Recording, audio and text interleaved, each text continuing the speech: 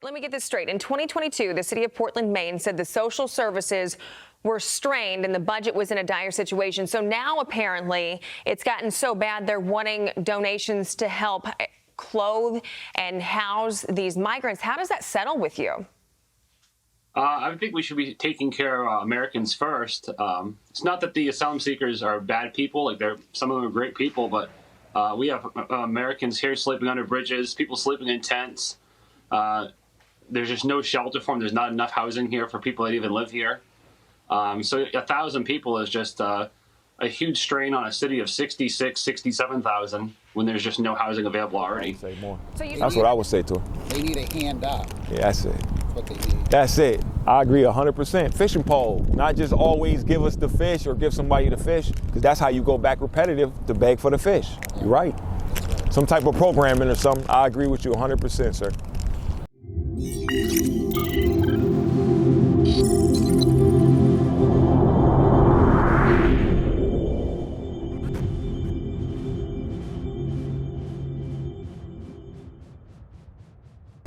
Bailey Johnson. And where are you from? Detroit, Michigan.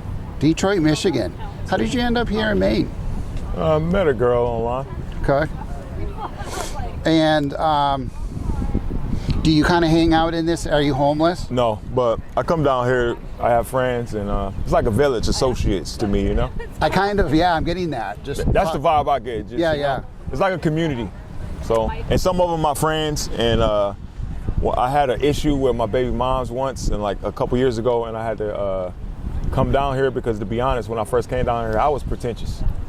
You know, I used to go to Planet Fitness and walk down the path and then see them leaning over and doing this stuff, and I judged them until I came one of them for a few weeks. You know what I mean? Before I got roommates, before I had my own spot, I was here for a minute. So, you know, my judgmentalness kind of evaporated. That's kind of one reason why I'm willing to do it, because it's a different perspective sometimes needed when we on the other side of the fence and we looking over. Yeah. We judge it easy because you're not in it. But once you're in it, it's not the same. I'm gonna be honest, I was scared of them. I was judging them, but now a lot of them are my friends. Sure. So what's it like staying out here? I didn't really never slept out here, but from what it looks like, it's just like, seems like it's a struggle, but seem like they make it happen, do the best they can with it. I would just think, my only thing that, like yesterday, I try to encourage is like, it's smarter to be cleaner. You know what I mean? Like if you want it to actually last, you kind of stay under the radar. You kind of like, you know, you don't want to be loud. You don't want to have fights. You don't have the police incidents. That's not making a case for you, you know? Because then it's easier to advocate for them, you know? People like us, we can advocate. You can speak up for people when it's justifiable, but it becomes the citizens have a reason to be mad at this. Trader Joe's have a reason to be mad at that. So it put me in that middle line. You know what I mean? I can see both sides. Say it's a mixed group, man. Some people don't know what's happening, and some people are outraged. Like it's some veterans that in here, you know. And they got a right. They got a right to be mad. They fought for our country. They shouldn't still have to fight for a place to stay, or a place they can't stay in their tents or whatever. So it's all really different type of perspectives, you know. What do you think should be done? What I think should be done is that they should be allowed here, but just with a little more regulation, maybe. I don't know how that regulation will be imposed, but a little more regulation. Or maybe like some people suggested, City Hall or something again, but just more regulated though, because when things have no regulation, it's kind of out. You get trashy like that, police incidents, so that would be my suggestion. Did you know the gentleman that the police just arrested? No, but to be honest, I knew the girl, and I kind of got involved with her a quick second. Funny thing is I got involved with her, and I ran up on him, and because I thought he was fighting her, and I seen a dude fighting a girl, and I know the girl, so I'm at least rescue her. And then so after that, he ran and grabbed a big ass sword. I ran. That was a big ass sword too. You seen that, and I ain't scared of much, but I went from yeah. That thing had to be a good 2.5 feet long. Yeah, man, that was scary, man. Scary situation. Does situations like that happen often around here, or is that just... Not something is that extreme, but it's incidents because, I mean, it's a lot of people in addiction, and I think a lot of mental health issues probably. So it's that sometimes, but it's not like outrageous. You know? Okay. But it is on occasion, which Yeah. I think would be anywhere. You know. That's right. That's right. So let's go back to the veteran that you know that's here. Yep. What do you think government, what should City of Portland, what should the state of Maine do for our veterans that are homeless? I can't say exactly what, but some type of new program, some type of funding, some type of that just gives some gratitude, you know? Because it's so much money. Like, if I just be honest, just because we on it, might as well be serious, is that it's refugees here. And it's refugees coming over, and I don't got no offense against them, you know? Because they face even worse than us in their state, too. It's the same type of thing. We don't know what they face because we can't judge it. But at the same time, if we gonna help other people, we should help our veterans, man. That's kind of common sense to me. You know? Because they got the new shelter built up, $25 million shelter. They have the Expo open. They opened another shelter someone told me about. So it's just like a lot of that money could be allocated to some veterans somehow. Like what exactly, I don't know, but some type of program, some type of funding, some type of housing, a HUD building that's just for veterans, something. So what are your thoughts on the City of Portland opening up the Expo for the refugees, but not really doing much? Yeah, exactly. That doesn't make sense. It's like, if you want to be honest, my thoughts is that they must be getting a check. Somehow they're getting paid or something, I would think, you know? I'm not saying that's a fact, but I would think that they're getting something out of it. Whether it's from the government, you know, federal government giving some type of allowment or something. I would say something was happening just off common sense, or they just lost and they don't care, which is both bad. So either they getting paid, they get their pockets lined, or they just don't care enough, man. If Governor Mills was here right now, what would you say to him? I would say that we got to do something. Like, I agree that it has to be some balance to it and some regulation, but you got to do something. You got to do something because all of these people don't care, and a lot of them will mess it up, to be honest. A lot of them would just go back because of their nature and because that's the way that they program now, you know what I mean? You know, when you're used to something, just like somebody win a lottery, they go right back poor because it's your mentality. So a lot of them just mentality, they gonna be like this. But a lot is not, though. So it's like I said, the veteran, it's a few people, so it's like you gotta at least try to help, I would say, more. That's what I would say to them. They need a hand up. Yeah, that's it. What they need. That's it. I agree 100%. Fishing pole, not just always give us the fish or give somebody the fish, because that's how you go back repetitive to beg for the fish. You're right. Some type of programming or something. I agree with you 100%, sir. So how long have you been here in Maine? I've been in Maine for like 5 years, and on and off, because I don't like winter. And So you're a snowbird. yeah, I don't like snow. I'm out of there. Fly out of here for the snow comes. Yeah, I did that a lot. But yeah, I've been in Maine for a few years, and down here probably like 2, but not. I don't live here, but like I said, this is my community to a degree, so I got used to it. What advice would you have for any kids that are watching this interview?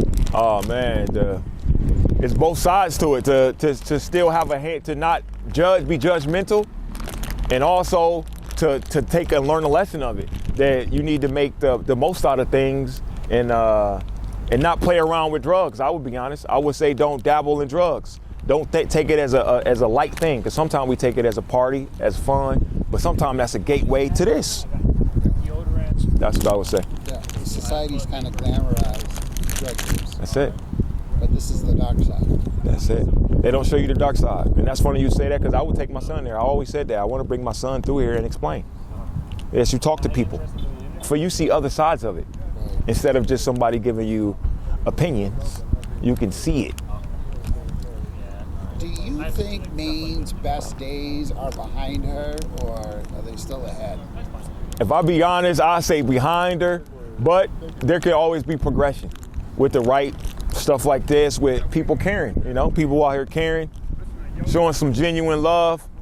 But like to be honest, 100% I hit on the head, just to like, I'm really done. To come to a conclusion though, is that I would start some type of programming, like you said, some hand up. They don't have enough hand up in Maine. They don't.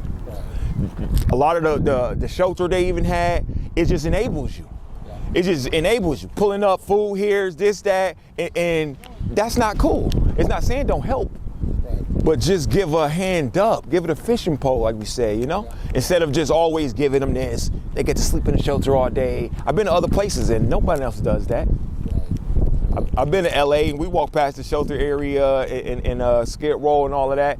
And all their shelters and programs, they have programs. Right. They have initiatives, some newspaper things, just a lot of different stuff. The same type of stuff that you're saying pretty much. Everything is different.